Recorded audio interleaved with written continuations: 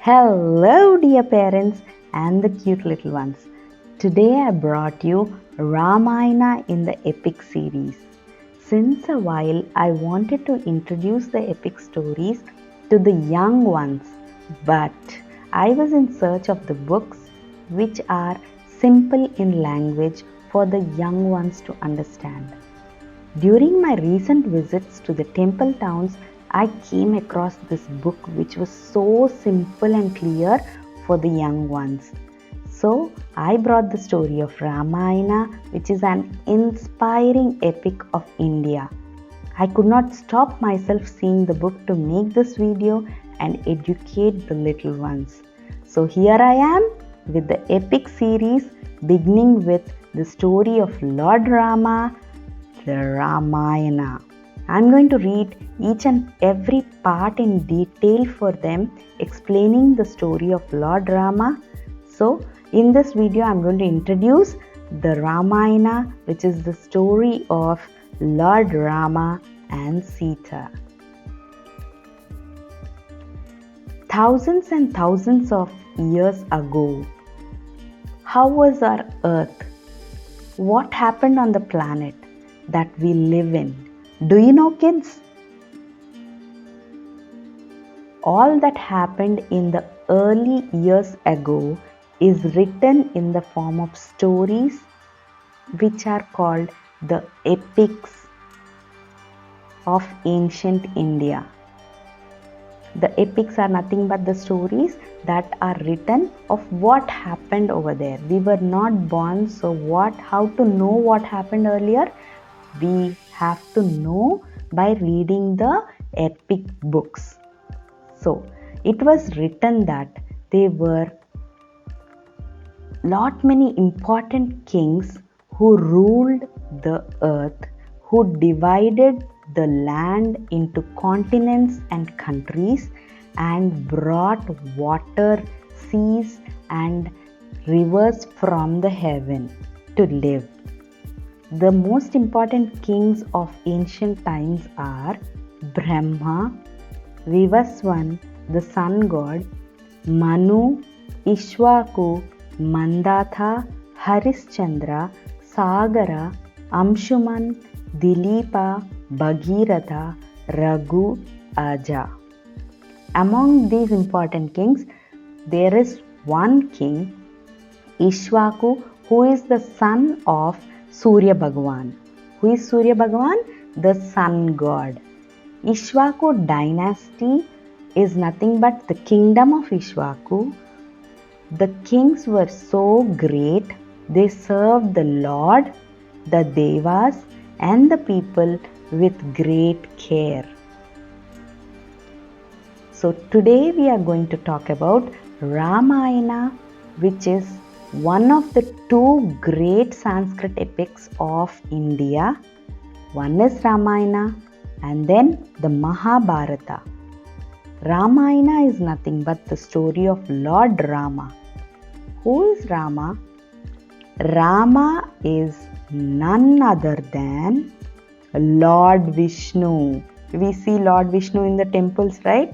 So, Lord Mahavishnu came to earth and lived on this earth as a human, as a man, and that man is Lord Rama.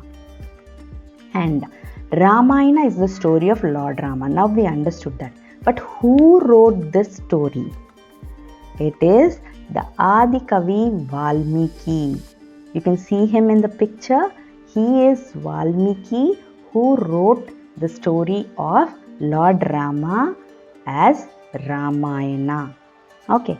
While writing the story, he divided the story into parts. And he calls those parts as Khandas. What is Khandas? Each and every part of the story is called Khanda. But why did he divide it into parts? He had explained the life of Rama in parts. That means one part deals with the childhood, one part deals with how he got married, the next part deals with how he killed Ravana, like that. So These kandas are nothing but the parts to explain the life of Rama. How many parts are there? Here they told there are 7 parts in Ramayana written by Valmiki. What are the parts? Number 1, the Balakanda. Balakanda is Rama's ancestors, that is the grandfather, grandmother, mother, father of Rama, where Rama was born, how he was born as a baby, and how he lived in the childhood, the early life.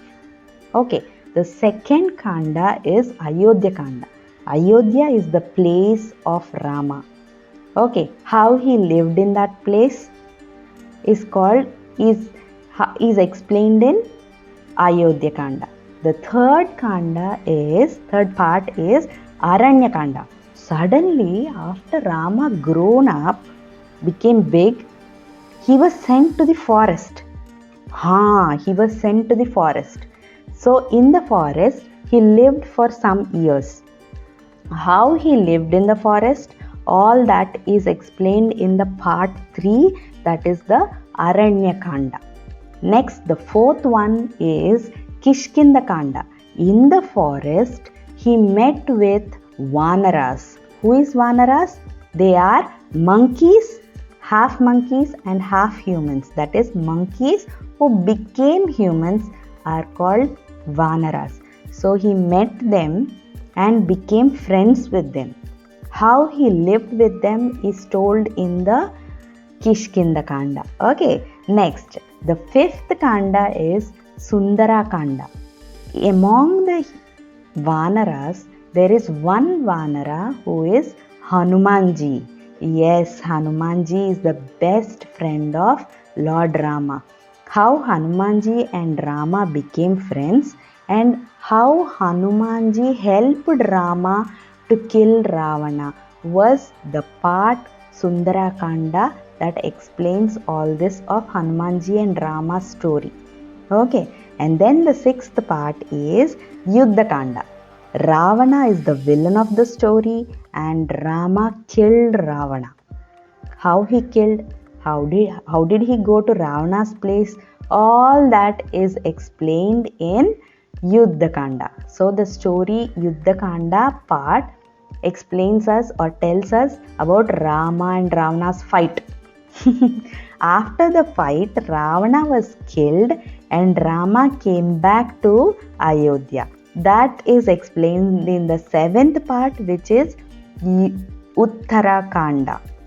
After coming back home, how Rama lived, how happily the people loved Rama, all that is told in the Uttarakanda. So there are 7 Khandas or the parts which explains the life of Lord Rama. So kids, what is Ramayana?